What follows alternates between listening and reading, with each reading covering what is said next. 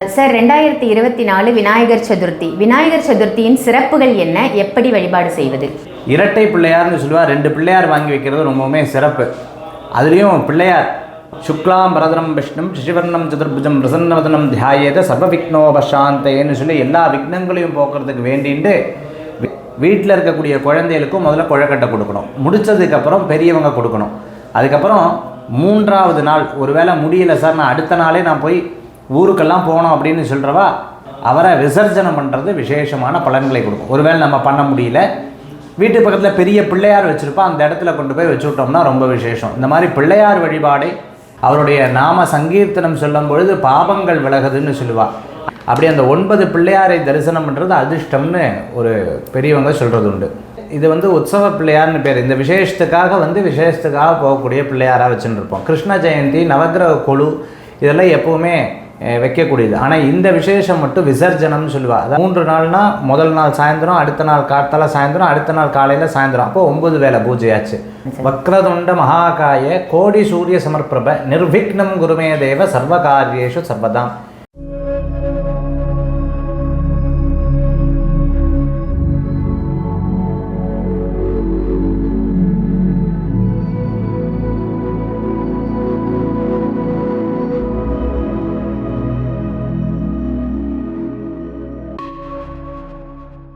Mahesh Iyer sir Kashi யாத்திரைக்கு ஒரு புனித பயணம் டூர் போட்டிருக்காங்க. இந்த டூரில் இணைந்து மகேஷ் ஐயர் சார் கூட யாரெல்லாம் இந்த காசி யாத்திரை பயணம் செல்லணும்னு ஆசைப்படுறீங்களோ, காசி யாத்திரை மட்டும் இல்லை அயோத்திக்கும் கூட்டிகிட்டு போகிறாங்க. ஸோ இது ஃப்ளைட்டில் போகக்கூடிய ஒரு டூர், ஒரு ப்ரீமியமான அமௌண்ட்டில் தான் இது போட்டிருக்காங்க. ஸோ யாரெல்லாம் புனித யாத்திரை செல்லணும் ஆசைப்படுறீங்களோ 5 நாட்கள் பயணமாக இருக்க போகுது. இதில் நீங்கள் எல்லாருமே கலந்துக்கலாம். வீடியோவில் தெரிகிற நம்பருக்கு கால் பண்ணி உங்களுடைய தகவல்களை கேட்டு தெரிஞ்சுக்கோங்க. எப்போ இந்த டூர் அழைச்சிட்டு போகிறாங்க, எத்தனை நாள் ட்ரிப்பு, என்னென்னலாம் ரெடி ஆகிட்டு வரணும் அப்படின்ற டீட்டெயில்ஸ் எல்லாம் வீடியோவில் தெரிகிற நம்பருக்கு கால் பண்ணி மற்ற தகவல்களை நீங்கள் கேட்டு தெரிஞ்சுக்கோங்க. இன்றைக்கி மகேஷ் ஐயர் சார்கிட்ட ஒரு முக்கியமான கேள்வியோடு தான் வந்திருக்கேன். உங்களுக்கு இந்த கேள்விக்கான விடை தெரியணும்னா முழு நிகழ்ச்சியும் பாருங்கள். வாங்க நிகழ்ச்சிக்குள்ளே போகலாம். வணக்கம் சார். வணக்கம். நல்லா இருக்கீங்களா? நல்லா இருக்கேன் சார். 2024 விநாயகர் சதுர்த்தி. விநாயகர் சதுர்த்தியின் சிறப்புகள் என்ன? எப்படி வழிபாடு செய்வது? விநாயகர் சதுர்த்தி வழிபாடு. விநாயக பெருமான் மூஷிக வாகன மோதகஸ்த ஷாமலகர்ண விளம்பிர சூத்திர வாமன ரூப மகேஸ்வரபுத்திர விக்ன விநாயக பாதநமஸ்தே. விநாயகப் பெருமானுடைய திரு அனுகிரகத்தில் விநாயகர் சதுர்த்தியாகப்பட்டது சிறப்பாக கொண்டாடப்படுகிறது. காலையில் சரியாக பார்த்துட்டேன்னா 7:45 8:45 மணிக்குள்ளே விநாயகப் பெருமானை வைக்கிறது ரொம்பவுமே விசேஷம்.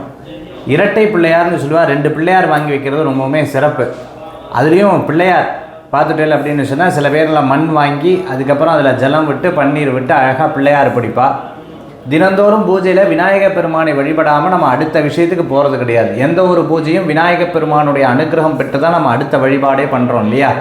அதே மாதிரி தான் இந்த விநாயகர் சதுர்த்தி அன்னைக்கு பிள்ளையார் வழிபாடு பண்ணோம். பிள்ளையாரை வச்சுட்டு ஃபஸ்ட்டு வாழையில வச்சுக்கணும். அதுக்கப்புறம் நெல் வச்சு அதுக்கு மேலே பிள்ளையாரை வைக்கிறது, 2 சொட்டு அர்க்கியம் விடுறது, தீர்த்தத்தை விட்டு அதுக்கப்புறம் பார்த்திங்கன்னா வெத்தலைப்பாக்கு பழமெல்லாம் வச்சு நைவேத்தியம் பண்ணுறது. சுக்லாம் பரதரம் விஷ்ணும் சிசிவர்ணம் சதுர்புஜம் பிரசன்னவதனம் தியாயேத சர்வ விக்னோபசாந்தேன்னு சொல்லி எல்லா விக்னங்களையும் போக்குறதுக்கு வேண்டிட்டு விநாயகர் பெருமானுடைய பூஜையை ஆரம்பிக்கணும். 3 தடவை தீர்த்தம் விடணும், சந்தனம் குங்குமம் விடணும், மாலை சாத்தணும். புஷ்பத்தினால அருகம்புல்னால அர்ச்சனை. அருகம்புல்னால அர்ச்சனை பண்ணோம். சுமகஸ்த ஏகதந்தஸ்த கபிலோ கஜகன்னக லம்போதரஸ்த விகடோ விக்னராஜோ விநாயகர் தூமகேதோ கணாதக்ஷ பாலச்சந்திர கஜானன வக்ரதுண்ட சூர்பகர்ண ஹேரம்ப ஸ்கந்த பூர்வஜக. இப்படி விநாயகர் பெருமானுடைய அர்ச்சனைகளை பண்ணணும். அர்ச்சனைகளை பண்ணி முடித்ததுக்கப்புறம் பார்த்துட்டேன்னா வெத்தலைப்பாக்கு நைவேத்தியம் பண்ணணும். அதுக்கப்புறம் மோதகம். இந்த மோதகத்திலேயே பார்த்துட்டேன்னா கார குழக்கட்டை, காரம்னா காரமாக இருக்காது குழக்கட்டை.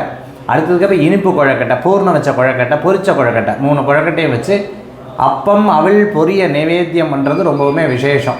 அதுக்கப்புறம் தூபம் காமிக்கணும், தீபம் காமிக்கணும். தீபாராதனை காமிச்சு பிள்ளையாருக்கு தோப்புக்கரணம் விட்டு பக்கத்தில் இருக்கக்கூடிய குழந்தைகளுக்கு, வீட்டில் இருக்கக்கூடிய குழந்தைகளுக்கும் முதல்ல குழக்கட்டை கொடுக்கணும். முடித்ததுக்கப்புறம் பெரியவங்க கொடுக்கணும். அதுக்கப்புறம் 3ஆவது நாள் ஒருவேளை முடியலை சார், நான் அடுத்த நாளே நான் போய் ஊருக்கெல்லாம் போனோம் அப்படின்னு சொல்கிறவா புனர் பூஜைன்னு சொல்லுவாள். 3 வேளை பூஜை ரொம்ப முக்கியம். விநாயகர் சதுர்த்தி காலையில் அன்றைக்கி, விநாயகர் சதுர்த்தி சாயந்தரத்தன்னைக்கு, அடுத்த நாள் காத்தால வெத்தலைப்பாக்கு பழம் அதுக்கப்புறம் பால் பழம் வச்சு நைவேத்தியம் பண்ணி அந்த பிள்ளையாரை வடக்கு முகமாக நகர்த்தி வீட்டு பக்கத்தில் இருக்கக்கூடிய குளக்கரை, அதே மாதிரி கடற்கரை, இந்த மாதிரி கிணறு, இந்த மாதிரி இடங்களில் அவரை விசர்ஜனம் பண்ணுறது விசேஷமான பலன்களை கொடுக்கும். ஒருவேளை நம்ம பண்ண முடியல, வீட்டு பக்கத்தில் பெரிய பிள்ளையார் வச்சுருப்போம், அந்த இடத்துல கொண்டு போய் வச்சு விட்டோம்னா ரொம்ப விசேஷம். இந்த மாதிரி பிள்ளையார் வழிபாடை வெகு சிறப்பாக யாரெல்லாம் பண்ணுறாலோ கொண்டாடுறாலோ தினந்தோறும் பிள்ளையார வழிபட்ட பலன்களும் 15 நாளுக்கு ஒரு முறை விநாயகப் பெருமானை சங்கடஹர சதுர்த்தியும் சுக்ல சதுர்த்தியும் வழிபட்ட பலன்களும் நமக்கு கிடைக்குங்கிறதுல சந்தேகமே கிடையாது.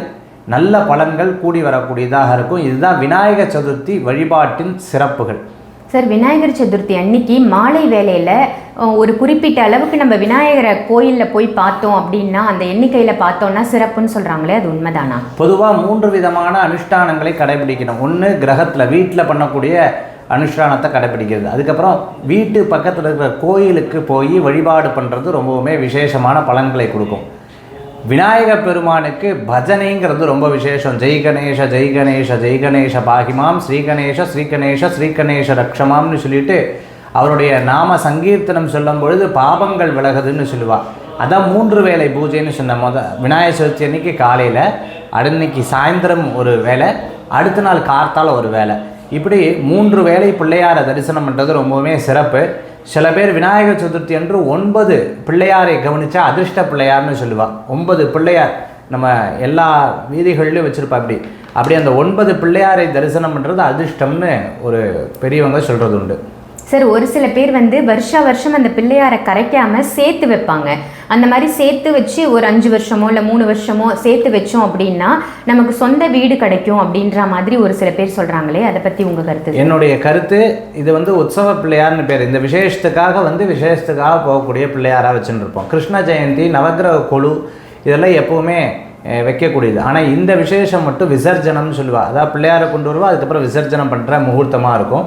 அதனால் வீட்டில் கொண்டு வந்து அதுக்கப்புறம் கொண்டு போய் கரைக்கிறது ரொம்பவுமே சிறப்பு. எத்தனாவது நாள் சார் கரைக்கணும்? 3வது நாள் டைமிங் ஏதாவது இருக்கா கரைக்கக்கூடிய? பொதுவாகவே நம்ம 3 வேளை பூஜை தான் நமக்கு கணக்கு. 3 நாள்னா முதல் நாள் சாயந்தரம், அடுத்த நாள் காத்தால சாயந்தரம், அடுத்த நாள் காலையில் சாயந்தரம், அப்போ 9 வேளை பூஜையாச்சு.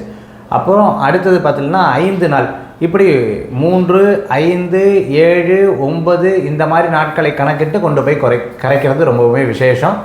அது நம்ம காலையில் பூஜையை பண்ணிவிட்டு கொண்டு போய் கரைச்சிடலாம். நீங்கள் சொல்லும் பொழுதே 2-3 மந்திரங்கள் சொன்னீங்க சார் விநாயகருக்கு. ஸ்பெஷலாக விநாயகர் சதுர்த்தி அன்னைக்கு இந்த ஒரு மந்திரத்தை சொல்லி வேண்டுனீங்க அப்படின்னா நீங்கள் கேட்டது கிடைக்கும் அப்படின்னா என்ன மந்திரம் சார்? வக்ரதுண்ட மகாகாய கோடி சூரிய சமர்ப்பிரப நிர்விக்னம் குருமே தேவ சர்வகாரியேஷு சர்வதாம். நிர்விக்னம் குருமே தேவ சர்வகாரியேஷு சர்வதாம்னு பிள்ளையாரை வேண்டினாலே போதும், உங்களுக்கு எல்லா விக்னங்களும் போயிடும். ரொம்ப அருமையாக சொன்னீங்க சார். விநாயகர் சதுர்த்தி செய்வது எப்படி, விநாயகரை எப்படி கரைக்கிறது அப்படின்னு அதற்கான மந்திரமும் சொல்லிக் கொடுத்தது ரொம்ப அருமையான தகவலாக இருந்தது. நன்றி சார். அனைவருக்கும் விநாயகர் சதுர்த்தி நல்வாழ்த்துக்கள்.